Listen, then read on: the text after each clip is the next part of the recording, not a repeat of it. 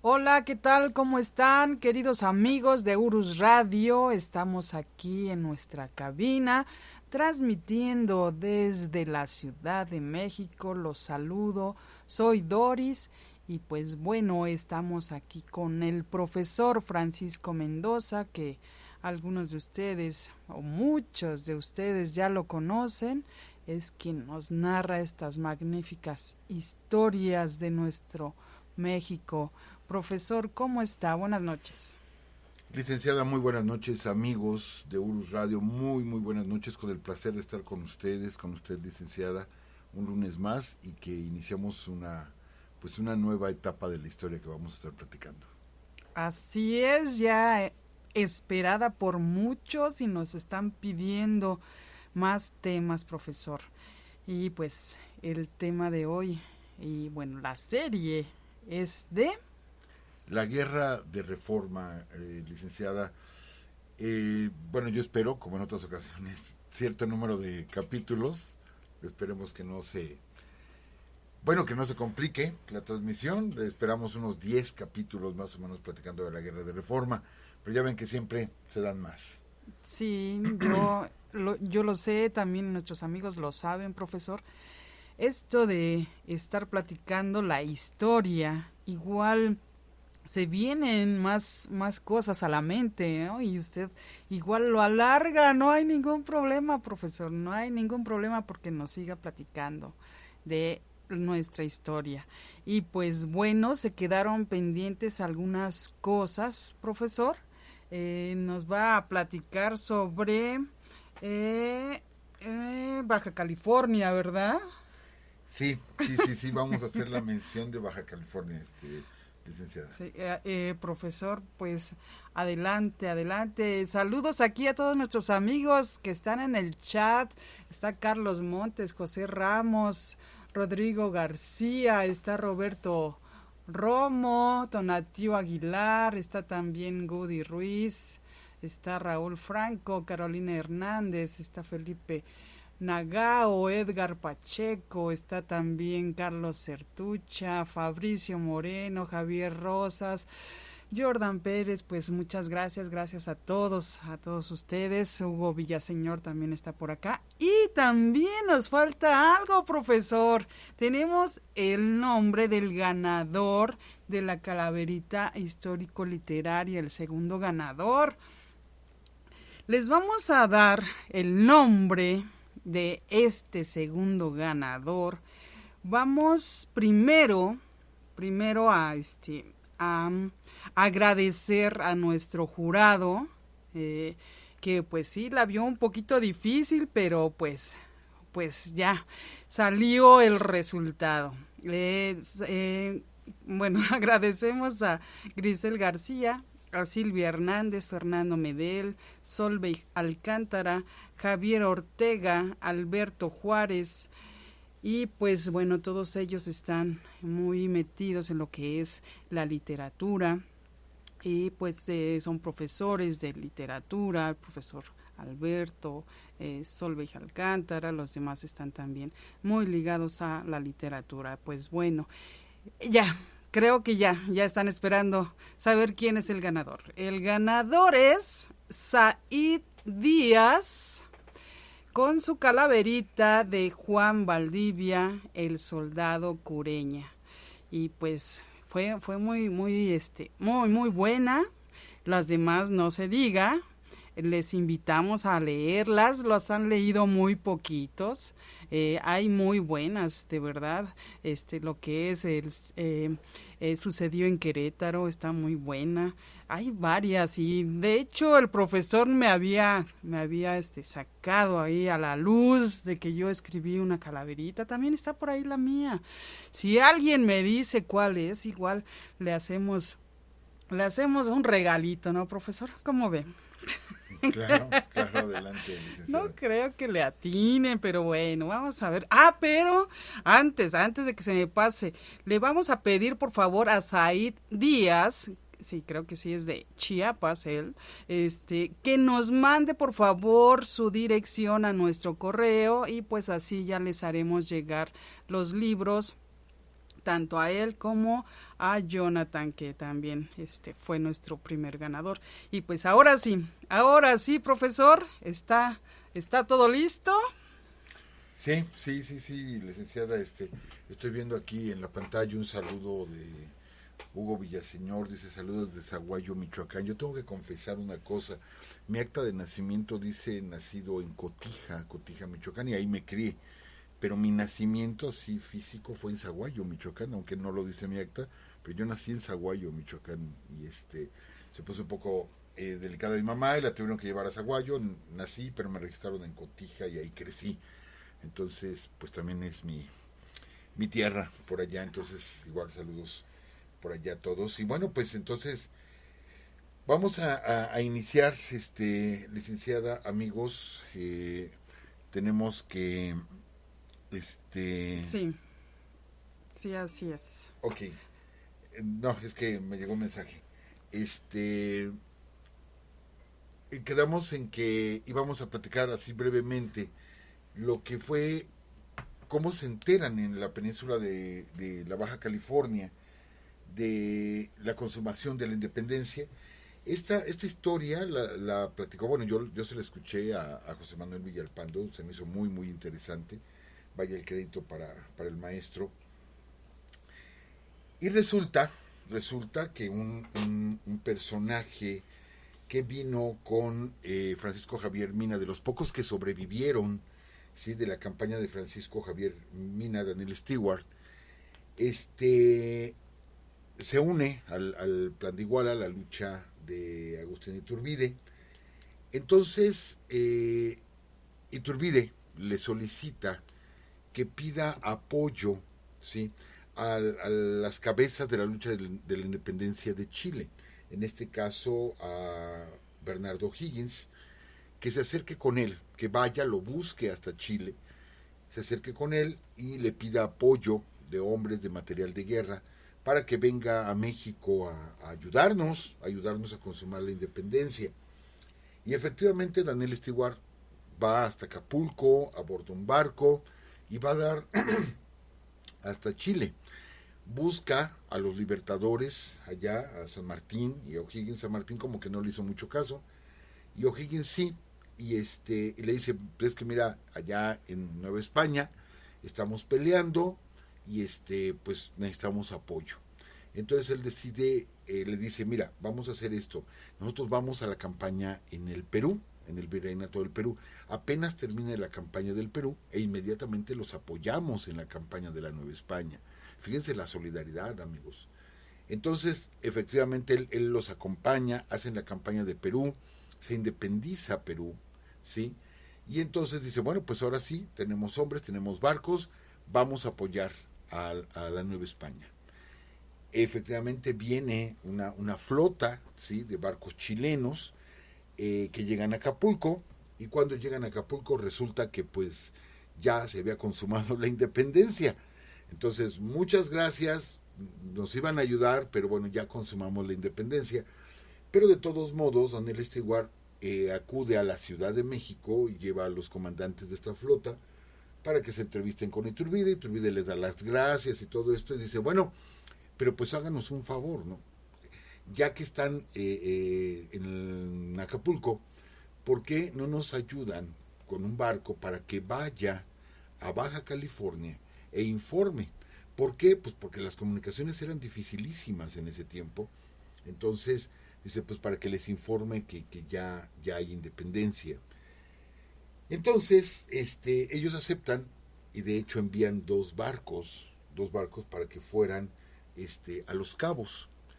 Efectivamente, llegan a Los Cabos. En Los Cabos está anclada un barco español que ellos toman sin disparos, se los sorprendieron y los tomaron. Y entonces llaman a toda la gente, pues llegaron dos barcos y y capturaron al barco español, llaman a toda la gente, llaman a las autoridades en ese momento civil, religiosa y militar, y les informan, ¿saben qué? Que ya se consumó la independencia, ahora ya es el imperio mexicano. Entonces la gente se puso muy contenta, pero las autoridades dijeron, a ver, sí, no echemos las campanas al vuelo, vamos a ver qué opina la gente. Entonces reunieron a toda la gente, la más que pudieron, de Los Cabos, de Loreto, de La Paz, ¿sí? Para que acudieran a hacer un plebiscito. Y vamos, como se está estilando actualmente, ¿no? A mano levantada, se hace ese plebiscito allá en Baja California Sur, donde dice, los que estén de acuerdo en que nos unamos al Imperio Mexicano, levanten las manos. Y los que no, bueno, en una segunda etapa, pues ahora levanten las manos los que quieran que sigamos perteneciendo a la corona española. Nadie levantó la mano, todos levantaron cuando dijeron Imperio Mexicano, y fue por decisión unánime del pueblo, ¿sí?, unirse al Imperio Mexicano. Hicieron una gran fiesta, una gran comilona, y efectivamente ya quedaron integrados al imperio. Amigos, de alguna manera, bueno, pues intervienen los chilenos, no combatieron, venían dispuestos a combatir, ¿sí? Era una expedición que venían dispuestos a enfrentarse, a pelear por nuestra independencia.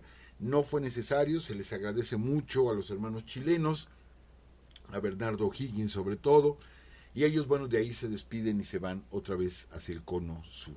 Fue como se independizó, o bueno, se da la independencia en la península de la Baja California, como habíamos platicado la semana pasada, cómo se da la independencia en la península de Yucatán. Otra historia es con el Soconusco, pero esa es otra historia, lo que es Chiapas actualmente.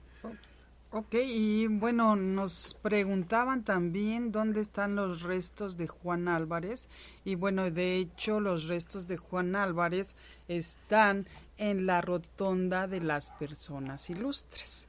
Y pues bueno, profesor, ahora sí empezamos.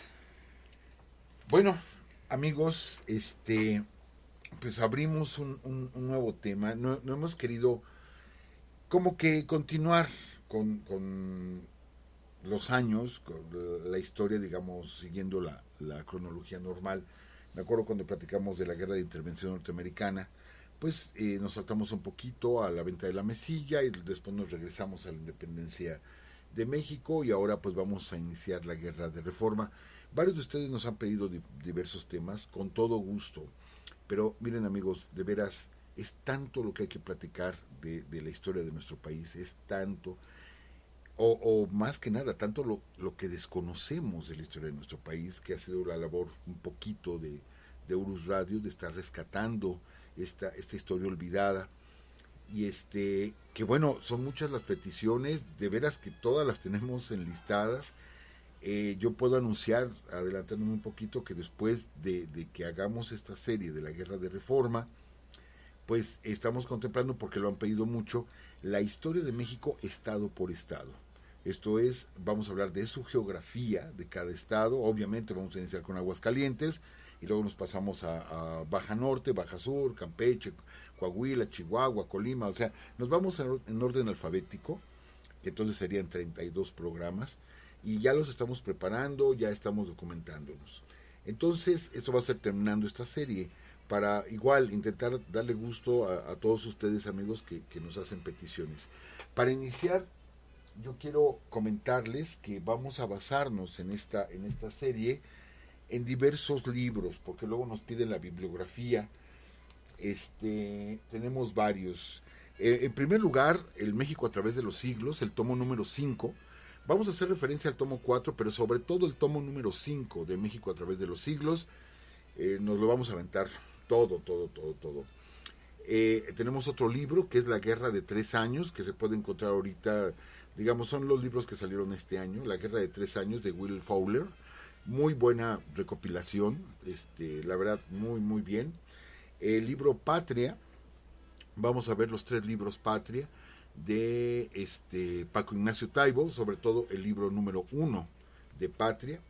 Tenemos el clásico, es un clásico, El Apuntes para mis hijos de Benito Juárez, ¿sí? O sea, escrito por él mismo, donde nos narra varias cosas, sobre todo del inicio de la Guerra de Reforma. Obviamente también vamos a leer la otra parte, o sea, los que no están tan de acuerdo, ¿sí? Y tenemos, por ejemplo, a Armando Fuentes Aguirre, mejor conocido como Catón, Juárez y Maximiliano.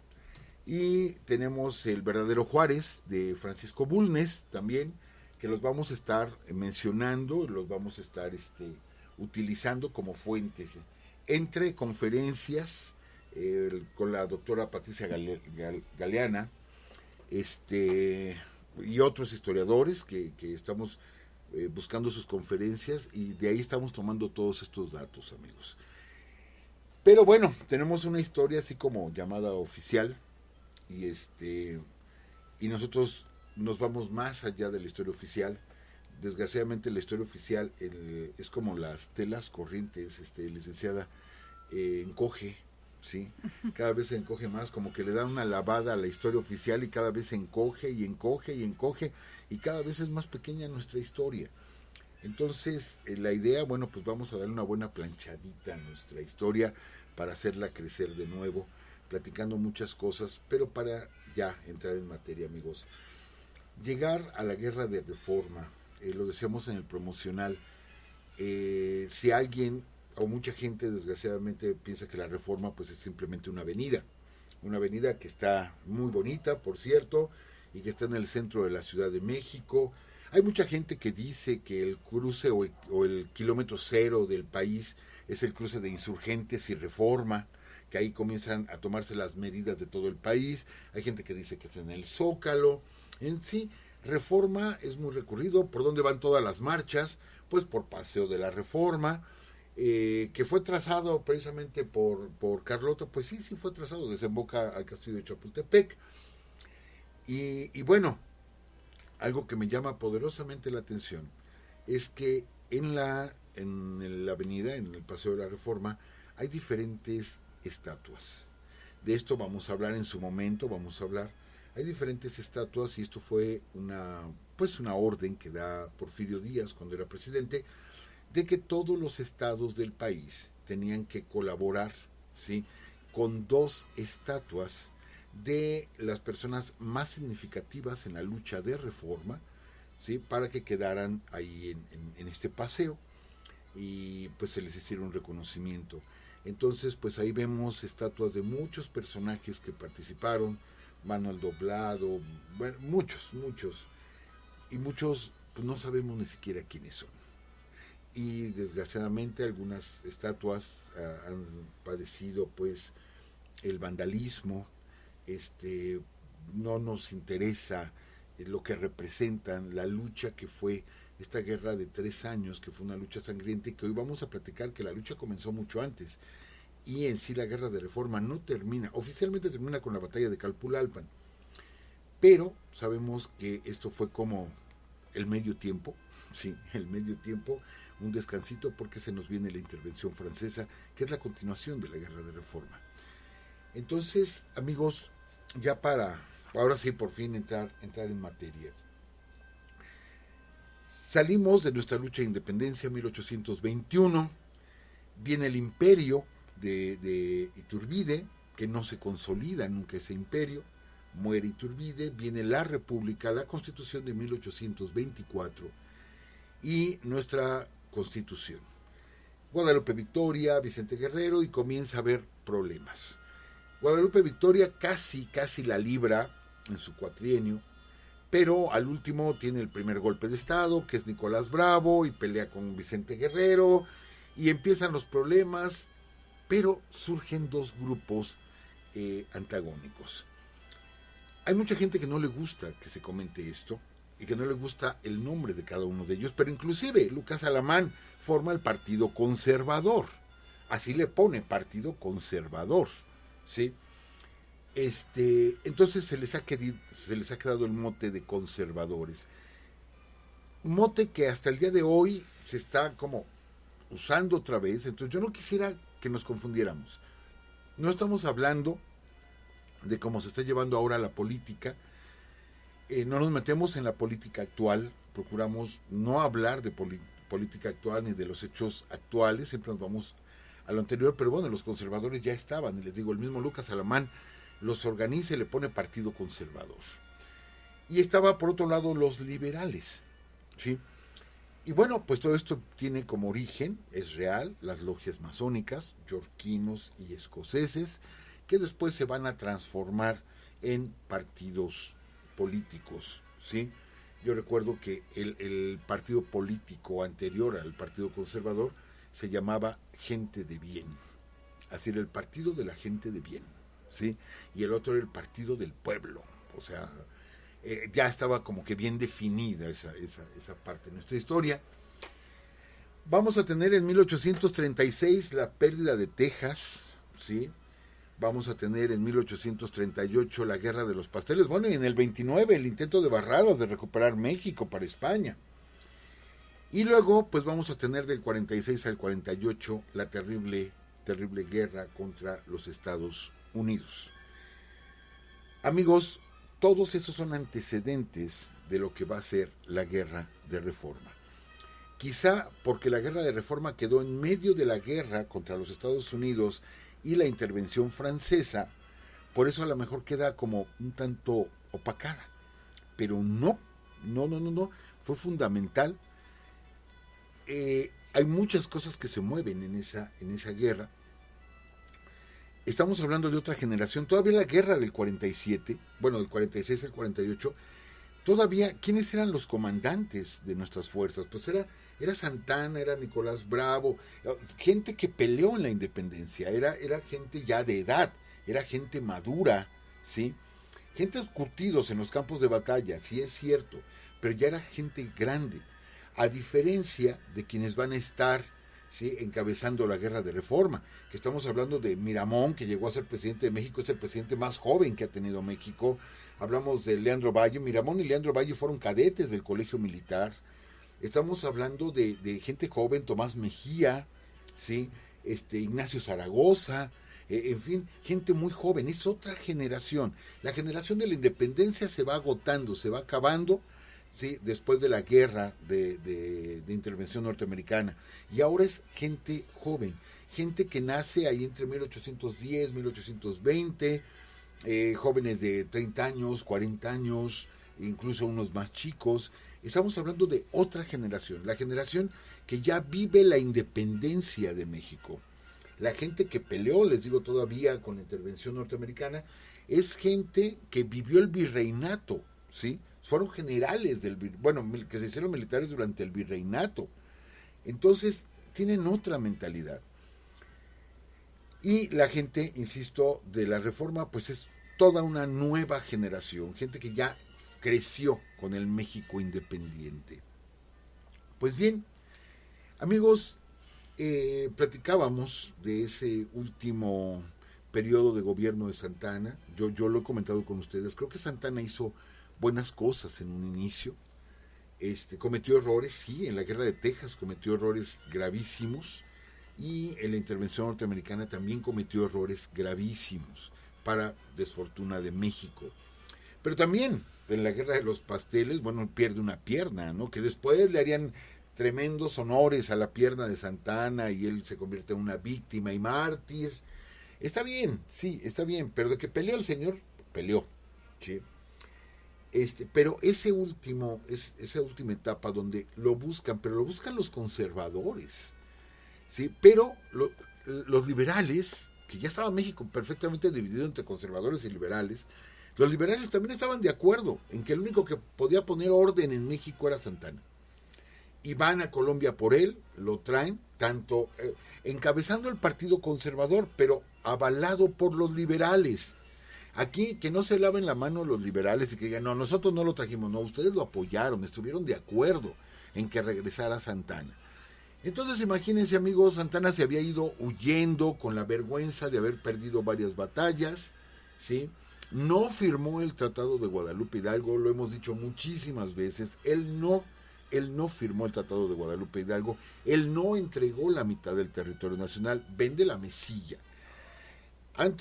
Que ya la mesilla prácticamente estaba perdida, pero bueno, y lo dijimos bien claro, y aquí tengo que hacer como el último subrayado, licenciada y amigos. Para hablar de la Guerra de Reforma tenemos que hablar mucho de la Iglesia, muchísimo de la Iglesia, pero amigos, yo quiero hacer ese subrayado. Vamos a hablar de la Iglesia como una institución, como si habláramos de una secretaría, como si habláramos de de un organismo, de un club, o sea, vamos a hablar de ellos como una institución. No vamos a hablar de la fe religiosa. La fe religiosa nos merece todo nuestro respeto. La fe religiosa que tengan todos nuestros amigos que nos están escuchando nos merece todo nuestro respeto. Pero la iglesia tiene una institución. Y lo voy a estar, igualmente, ya lo había mencionado y lo voy a seguir mencionando. Vamos a hablar de ellos de esa forma. Y así lo dijimos, en la guerra del 47, si hubo alguien que traicionó a México, fue la iglesia. Si alguien nos traicionó, fue la iglesia. Es más, hasta salvando a los norteamericanos, repicando las campanas cuando entraron a Puebla, salvaron a los norteamericanos llevándoselos a la Basílica de Guadalupe, y yo creo que no puede quedar nada tan claro como que son los tratados de Guadalupe Hidalgo, firmados en la villa de Guadalupe, o sea, a un ladito de la Basílica de Guadalupe, ahí se firmaron los tratados donde México entrega la mitad del territorio. Si alguien nos traicionó, ¿sí?, aparte de la Mexican Spy, fue la iglesia como institución. ¿Por qué esto, amigos? Esto, el día de hoy vamos a hablar de los antecedentes de esta guerra de reforma. Venimos de una independencia, pero amigos, noten ustedes que se consuma 27 de septiembre de 1821 y pues, se maneja una junta gubernativa y posteriormente el imperio. Pero el plan de Iguala, amigos, el plan de Iguala le ofrecía el trono del imperio mexicano a Fernando VII. O sea, seguíamos nosotros insistiendo en que viniera un español a gobernarnos. Sí, íbamos a ser independientes, pero no había ningún mexicano, de los 6 millones de mexicanos que había, nadie era capaz, nadie tenía la preparación, el carisma, la educación, la formación para poder gobernar más que uno de los Borbones. Y se le entrega el trono a Fernando VII, que Fernando VII le portó un comino. Entonces, si Fernando no quiere, si don Fernandito no quiere, bueno, pues a cualquiera de su familia que venga y que nos gobierne. Pues nadie quiso, y aparte no reconocieron nuestra independencia. Ya lo hemos platicado, ellos reconocen la independencia hasta 1836. 15 años después, nuestra independencia ya había sido reconocida por Inglaterra, por Estados Unidos y por muchos países. España no reconoció nuestra independencia sino hasta 1836. Pero aparte, amigos, Roma, ¿sí?, el pontificado tampoco reconoce nuestra independencia. El Papa en su momento dice, ustedes no son independientes y tienen que seguir sometidos a España. Así, de ese tamaño. Hasta 1836, que es cuando con los tratados Santa María Calatrava, donde se reconoce nuestra independencia. Bien, entonces, recuerden ustedes, ¿sí?, que uno de los preceptos fundamentales del Plan de Iguala es religión. Es más, en la Constitución de Apatzingán se menciona, o sea, eso nunca estuvo a discusión, inclusive por las fuerzas insurgentes. En México, o en este país, en ese tiempo América Septentrional y después en el Imperio Mexicano, no puede haber otra religión más que la católica. Eso no está a discusión. Solamente la católica. ¿Sí? Este va a ser un motivo, este va a ser uno de los motivos de la guerra de reforma. La laicidad del gobierno. Pero bueno, tenemos a una iglesia que pase lo que pase, haya insurgentes, no haya insurgentes, haya guerra, no haya guerra, a la iglesia no se le toca. Y ahí está la iglesia. Es más, todos los gobernantes que entraban de un lado, entraban del otro, todos iban a hacer un Te Deum a la catedral. ¿Qué pasa con Iturbide y O'Donoghue cuando entra el ejército trigarante? Bajan del balcón, de ese balcón que ahora vemos, que ese tiempo del Palacio Virreinal, bajan y se meten a catedral. Todos van a catedral. Hasta 1857. Es la primera vez que no se hace un Te Deum. ¿Sí? No se hizo el Te Deum hasta 1857, pero siempre, les digo, pasara el gobierno que pasara, todo mundo rendía pleitesía en la catedral metropolitana. Bueno, la iglesia como institución, pues se había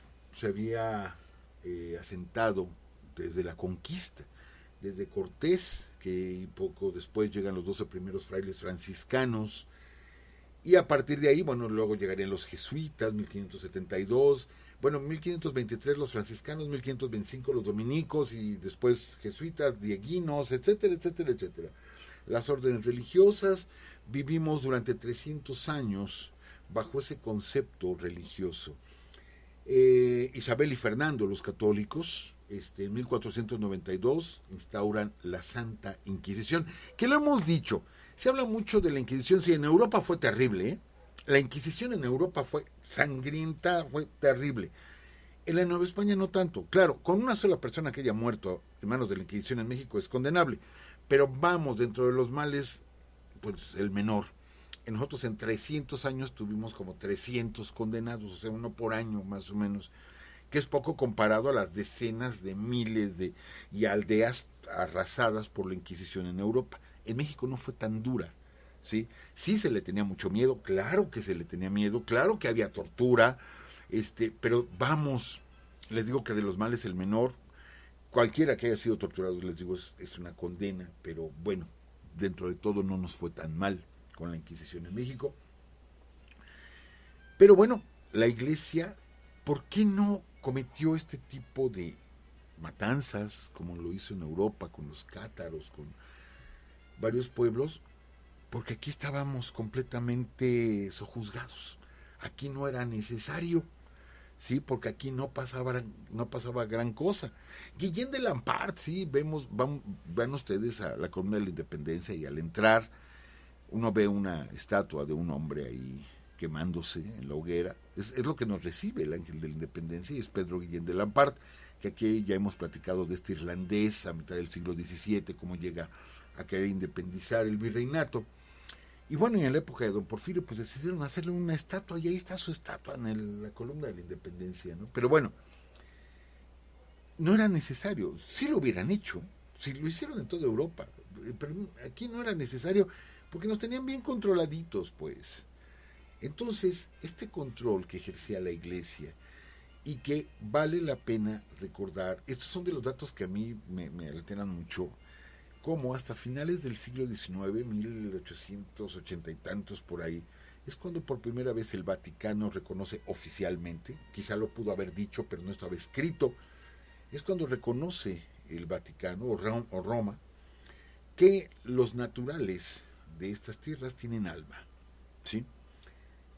Parece muy simple.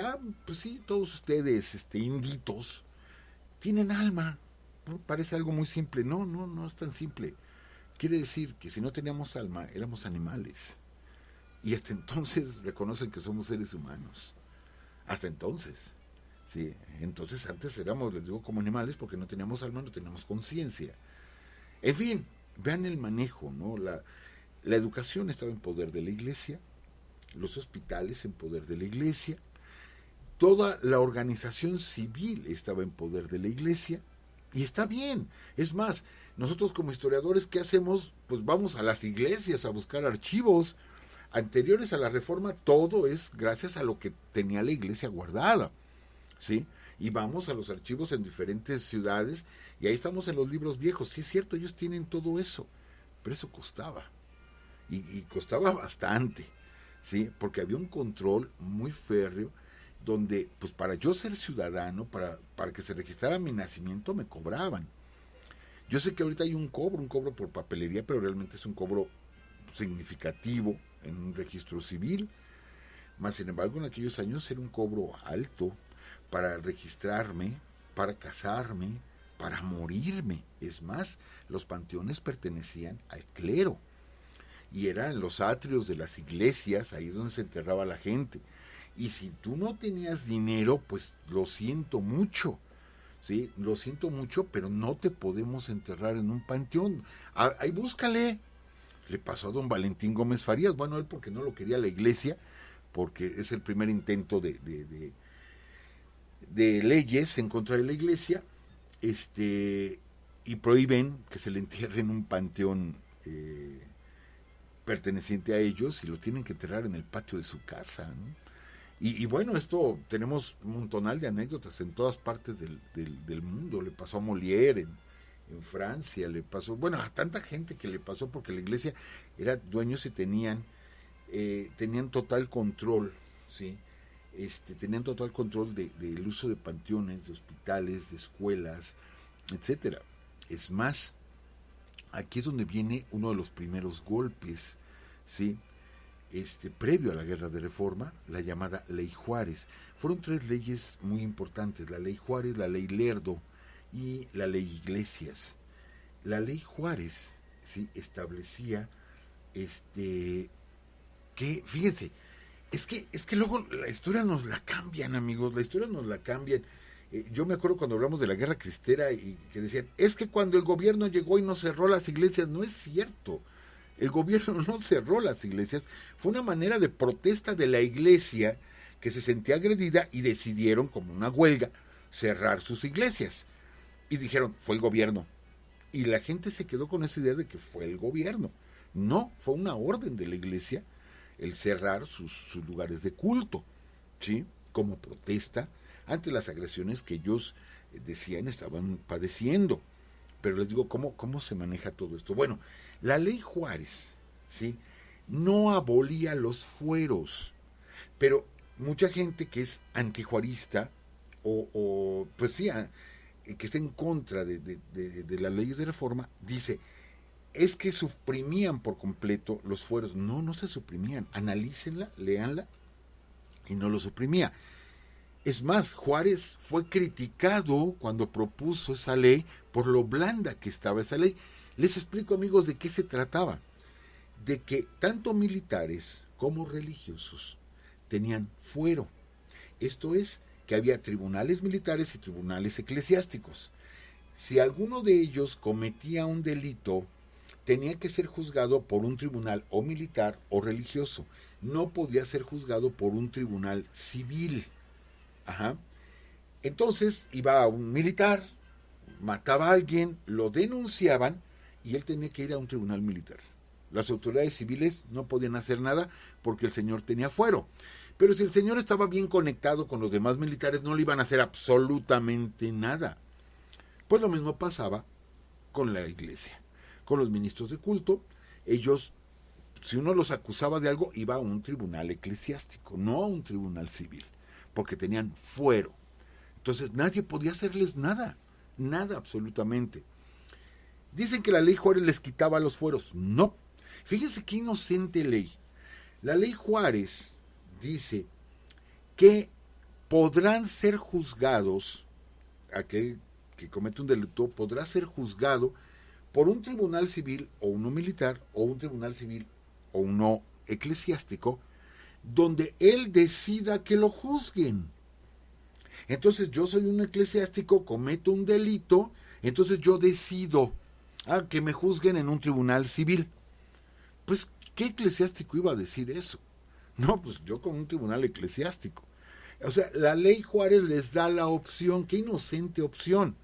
Les digo que hubo muchos liberales de extrema, así por completo, que criticaron, dijeron, oye, no, pues nadie va a querer, todo mundo, bueno, pero tienen la opción, es como suavizarlo un poquito. No, de una vez, o sea, aquí todos parejos, en México todos parejos, seas militar, seas sacerdote, seas lo que sea, te tienes que regir por una ley, y es una ley para todos.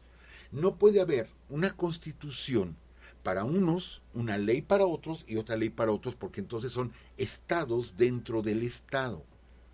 ¿Sí? Ese fue uno de los grandes problemas. Aparte que la iglesia pues funcionaba como una especie de banco.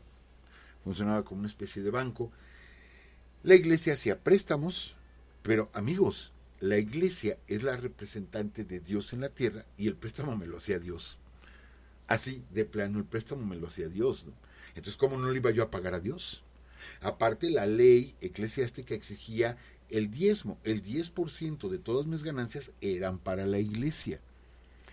Ellos sí me podían aplicar, o sea, ellos como iglesia, si yo no les daba el diezmo, iban ante un tribunal civil y me denunciaban, ¿sí? Ellos sí podían hacerlo, ¿eh?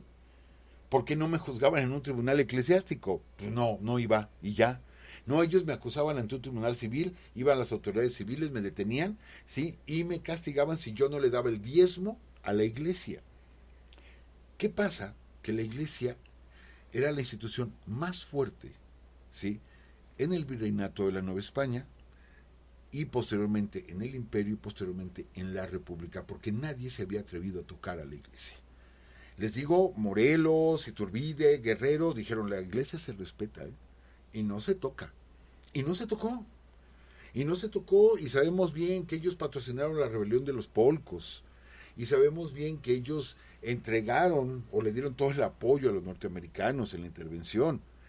Acuérdense, amigos, estoy hablando de seres humanos, de seres humanos, una institución. Ajá.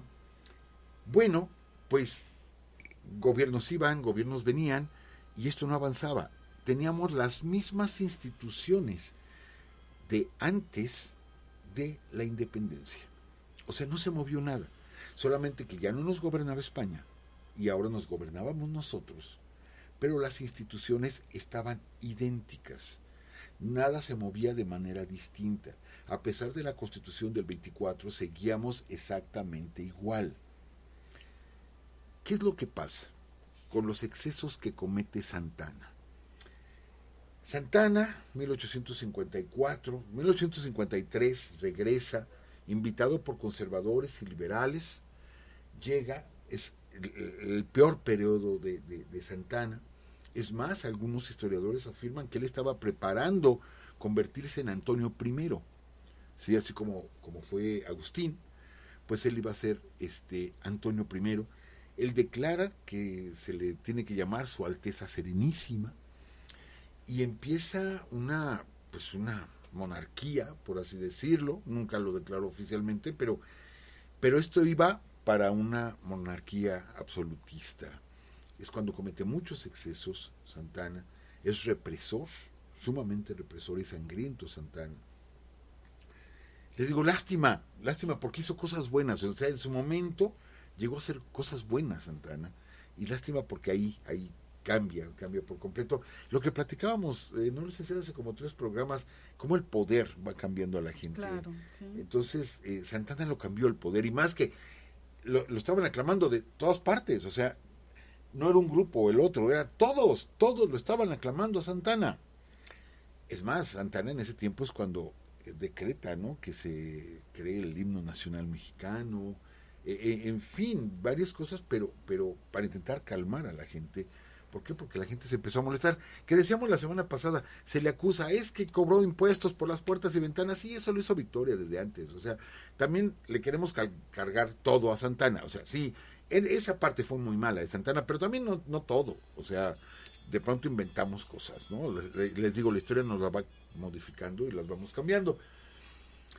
Es entonces que un viejo insurgente, Juan Nepomuceno Álvarez, Juan Álvarez, ¿sí?, en Ayutla, en lo que hoy es el estado de Guerrero, de pronto con un grupo de descontentos, entre ellos Ignacio Comonfort, deciden hacer algo, y es derrocar precisamente a Antonio López de Santana, y lanzan para esto el plan de Ayutla, porque todo esto se organiza allí en Ayutla, ¿sí?, en el estado de Guerrero, e invitan a más personas. Aquí hay un dato bien interesante, amigos. Pocos años antes, Juan de la Granja, ¿sí?, Juan de la Granja instala la primera línea telegráfica en México, y creció muy rápido el telégrafo. Claro, no en todas las ciudades, pero por lo menos las ciudades principales ya tenían acceso. Puebla, Ciudad de México, Veracruz, Querétaro, en el centro del país ya tenían telégrafo, por lo menos uno o una línea. Esto va a ser importante. ¿Por qué? Porque por medio del telégrafo, se van a comunicar ya mucho más rápido. Entonces las comunicaciones llegan rápido, y el plan de Ayutla se manda por telégrafo y llega a diferentes poblaciones donde invitan a generales, a gobernadores, etcétera, para que se unan a este plan de Ayutla, y efectivamente empiezan a salir simpatizantes. Epitacio Huerta en Michoacán, en Tamaulipas, en San Luis Potosí Antonio Auro y Tamariz, en Jalisco, Santos de Gollado, en México, o sea, lo que es ahora el Estado de México, en Guanajuato, don Manuel Doblado. Don Manuel Doblado va a ser un personaje bien importante, que era gobernador de Guanajuato, y va a ser un personaje súper importante en lo que es la Guerra de Reforma y posterior a la Guerra de Reforma. Ya platicaremos mucho de don Manuel Doblado.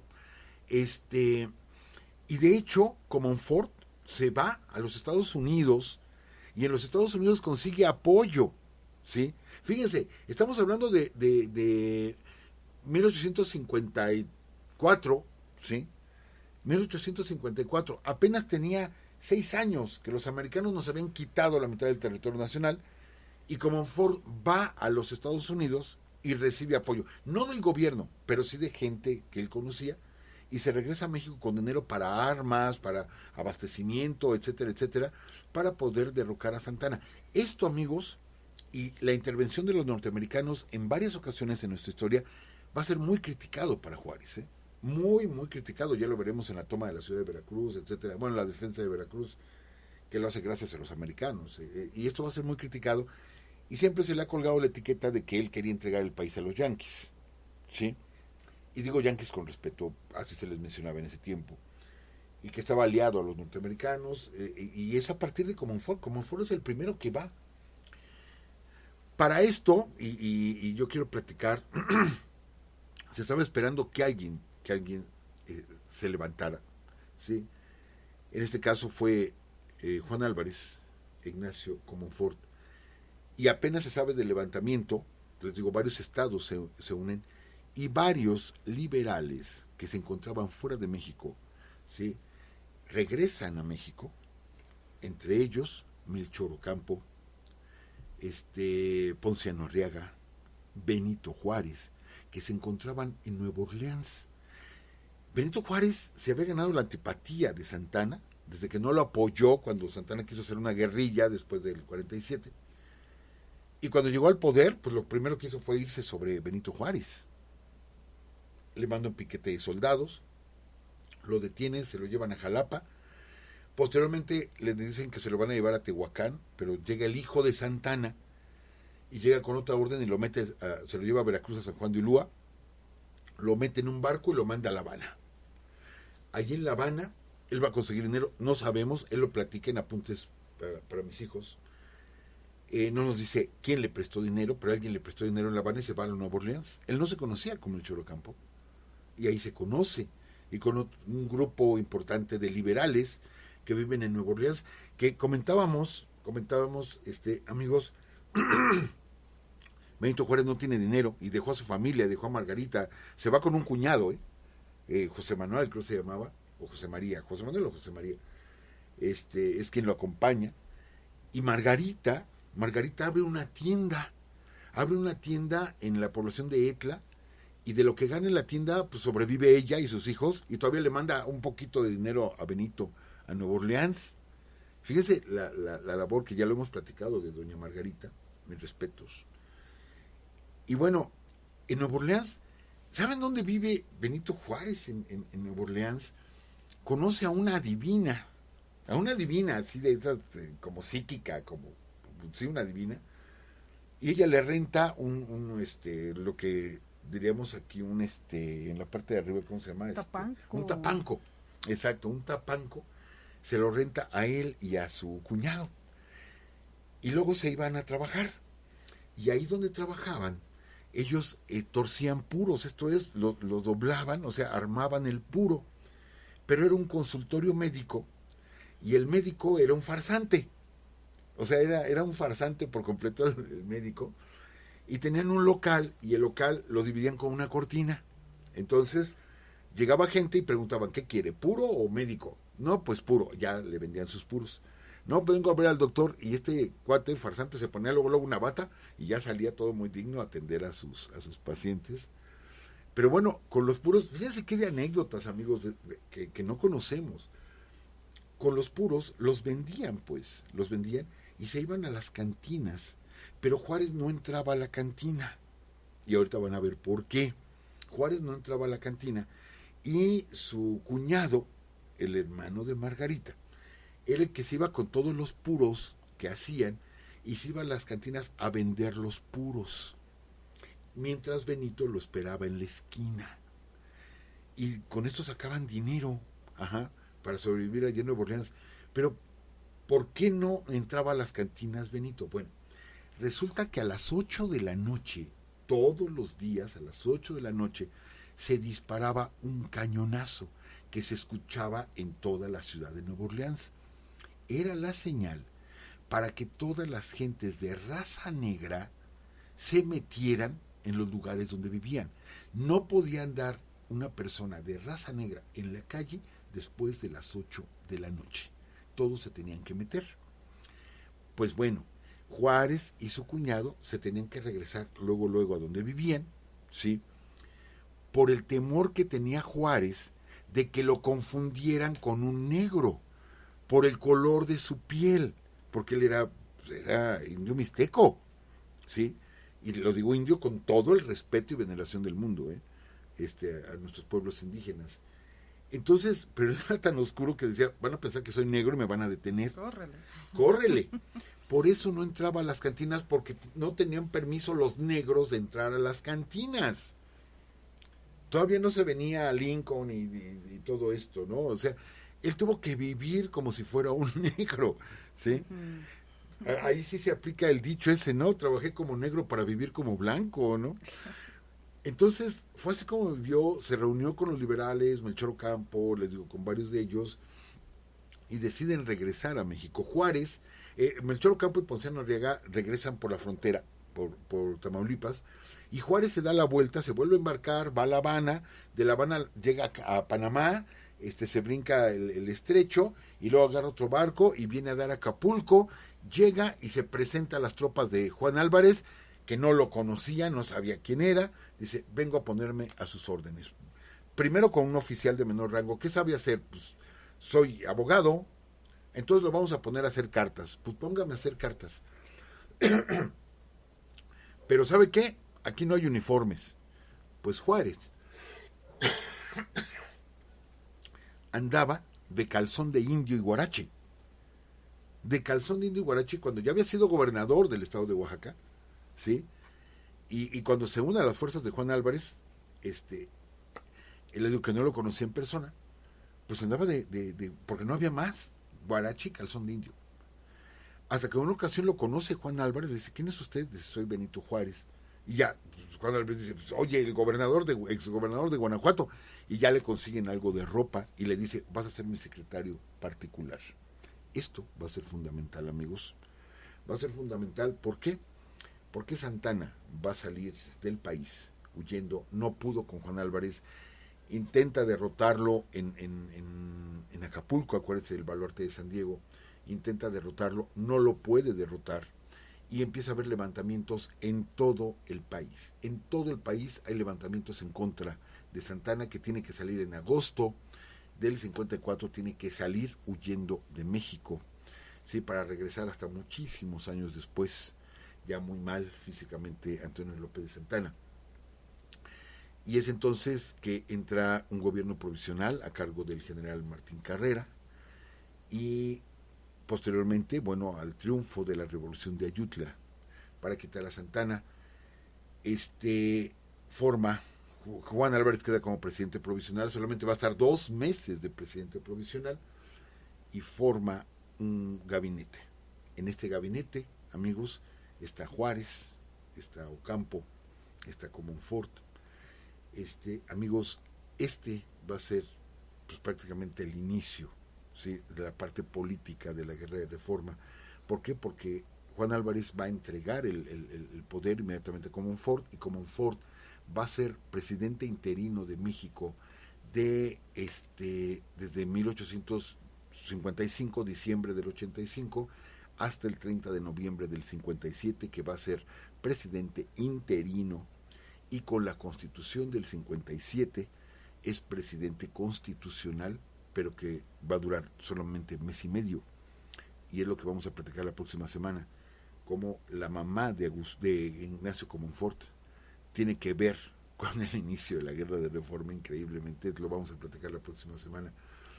Pero bueno, ahí se forma este grupo de liberales, formado, les digo, por Juan Álvarez, y que son los que en el lapso, fíjense, estamos hablando de finales del 55, todo el 56, a partir de febrero del 56, se reúne por órdenes de Comonfort el Congreso para crear una nueva constitución, porque Santana desechó la constitución del 24, y porque ven que sí, ya no funciona, entonces decretan la creación de un Congreso, y ese Congreso va a trabajar de febrero del 56 al 5 de febrero del 57, que va a entregar la nueva Constitución. Pero ese año, ya hubo muchas batallas, ese año se levanta en armas Tomás Mejía, o sea, la guerra de reforma ya había empezado, ya había comenzado. Pero bueno, de esto vamos a platicar la próxima semana. ¿Qué le parece, licenciado?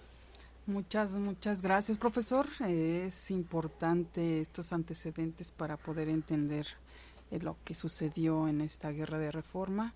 Muchas gracias y pues bueno, antes de que se nos termine el tiempo, amigos, queremos recordarles, para quien no sabe también, decirles que el profesor estará el próximo miércoles 11 de noviembre, estará transmitiendo para el Palacio de Minería la segunda parte de la historia de la calle de Tacuba. Es a las 7:30 de la noche, así que no se lo pueden perder. Se transmitirá por Facebook Live y pues va a ser por la página tanto de del Palacio de Minería como de Urus Radio. Así que va a estar muy interesante. Si ustedes estuvieron pensando que el profesor no iba a platicar nada sobre el final de la vida de la Güera Rodríguez, por ahí va a comentar algo. Y pues bueno, así es que los esperamos. Sí, profesor. Así rápidamente, amigos, de veras muchas gracias por el apoyo que nos brindaron hace 2 semanas, semana y media, en la anterior conferencia. Teníamos preparado mucho material, no nos dio tiempo, entonces como que gran parte y excelente material lo vamos a platicar este miércoles en esta conferencia, pero les tenemos una súper sorpresa, una súper sorpresa. No la puedo anunciar porque se está cuajando, hay personas que nos están ayudando en todo esto, que voy a dar sus créditos ese día, pero una súper sorpresa de una historia, pero formidable, ¿sí?, para el próximo miércoles, que tiene que ver con el Panteón de San Fernando, que está ahí, que está, pues es la prolongación de la calle de Tacuba. Amigos, ojalá nos puedan acompañar este miércoles a las 7:30. Pues bueno, pues muchas gracias, amigos. Gracias a todos los que están en el chat. Está Francisco Javier Zárate, Zenón Bialkowski, nos escucha en Canadá, y pues hay varios que también nos escuchan en Canadá. Daniela Carmona, está Araceli Mendoza, Rebeca Cázares, que nos escucha en Suiza. Está también, Valeria Hernández, que animó a Samir López a escribir la calaverita. Brit dice que gracias por el programa, y nos dice que no es mexicana. Nos gustaría saber de dónde eres, Brit o Bright.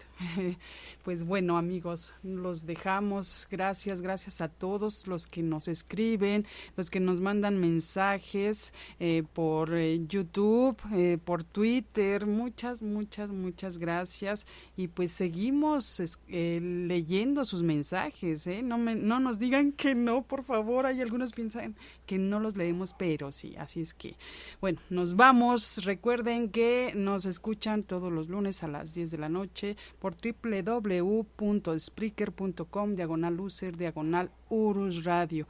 Amigos, que estén muy bien, cuídense mucho y nos escuchamos el próximo. Esta fue una transmisión más de Urus Radio. Los esperamos el próximo lunes a las 10 de la noche. Hasta entonces.